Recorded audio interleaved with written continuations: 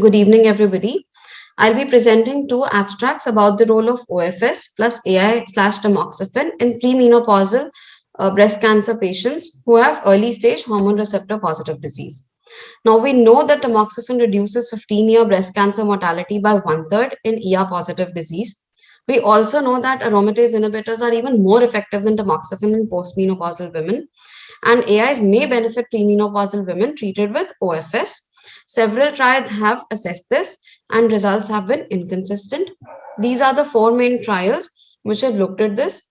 The text and the soft 8-year update showed a significantly improved DFS with OFS plus exemestane versus tamoxifen plus OFS, and no differences in overall survival was observed. Similar findings were seen in the HOBO trial. The ABCSG12 trial was a negative trial with no difference in DFS, and OS was worse with AIs. So this is the EBCTCG meta-analysis of 7,000 women looking at these four trials. And the median follow-up was nearly 8 to 9 years and 5 years in the HOPO trial. As you can see, the different trials differed by the percentage of patients who received chemotherapy, as well as different choices of ovarian suppression or aromatase inhibitors, as well as some included zoledronic acid. So if you look at this, the 5-year absolute risk of breast cancer recurrence was 3.2% lower in the aromatase inhibitor group than the tamoxifen group. That is 17.5% recurrence rates with tamoxifen as opposed to 14.7% recurrence rates with AIs, and this was statistically significant. This proportional reduction did not vary by age, BMI, tumor size, tumor grade, histological subtype, or presence or absence of chemotherapy. If you look at the recurrence by follow-up period, main benefit from AI was seen in the years 0 to 4, and no further benefit or loss of benefit was seen in the years 5 to 9, and limited follow-up data is available beyond year 10. If you look at the breast cancer mortality by follow-up period, there was a trend towards fewer breast cancer deaths from baseline to year 4 with tamoxifen, and fewer deaths in years 5 to 9 with AIs. Although distant recurrence was reduced with AIs, there was no difference in breast cancer mortality, and longer follow-up is needed to confirm this. AIs appear to be ineffective in those who had more than 4 or plus nodal disease. There were more bone fractures in women receiving aromatase inhibitors, 5% versus 3.8% with tamoxifen. Few non-breast cancer deaths occurred, 0.9% with AIs versus 0.7% with TAM. And the incidence of endometrial cancer was also low between the two drugs. So the authors concluded that using AI rather than tamoxifen in premenopausal women receiving OFS reduces the risk of breast cancer recurrence by 21%, and reduction in distance recurrence is 17%, but no effect on breast cancer mortality or overall survival, no increase in non-breast cancer deaths, and more fractures in women receiving AI. The second abstract that I'm presenting is an update of the text and the soft trials. The previous results at 5 and 8 years showed addition of OFS to tamoxifen reduces recurrence and death.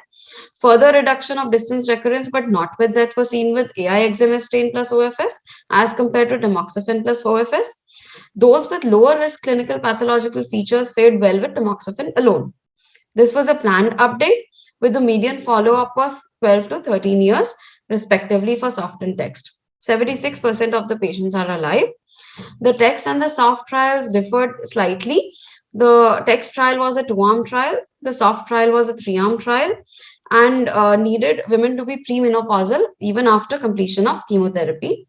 Nearly half women did not receive chemotherapy, and primary endpoints was DFS. So there was a 1.8% absolute difference in 12-year DMFS with AI OFS versus tamoxifen OFS, which was statistically significant. The 1% absolute difference in 12-year OS was not statistically significant. If you look at those patients in soft who did not receive chemotherapy, only 9% were lymph node positive. More than 95% of the women were surviving at 12 years, regardless of the endocrine strategy, including tamoxifen alone. Similarly, if you look at the combined analysis with nearly 21% lymph node positive disease in text, again, similar findings were noted.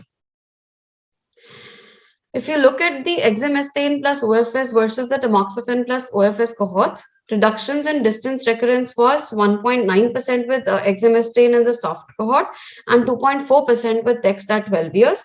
However, overall survival was similar. So the authors concluded that distance recurrences and deaths from breast cancer continue to occur amongst this premenopausal hormone receptor population, and meaningful relative reductions in distance recurrence and deaths persist for use of OFS. The absolute reduction at 12 years was more clinically significant for those at a higher clinical risk. And with those at low clinical risk, 95% and more were surviving at 12 years with all three treatments. And this is consistent with results seen in postmenopausal women.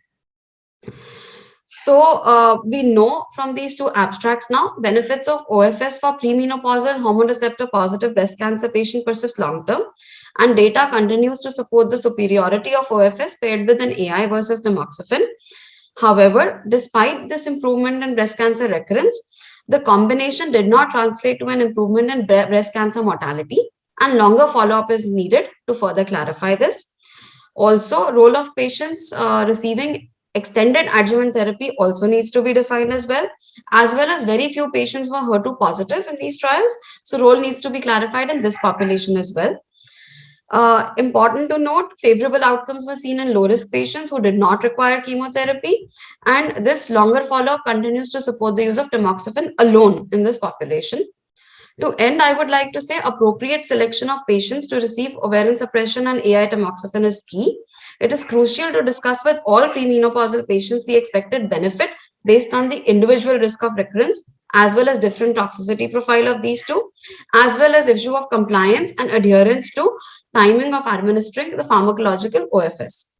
With doubtful survival benefit, it is also important to think about survivorship for those treated with aromatase inhibitors, especially because of the increased risk of fractures, as well as future cardiovascular risk needs to be also taken care of. So thank you.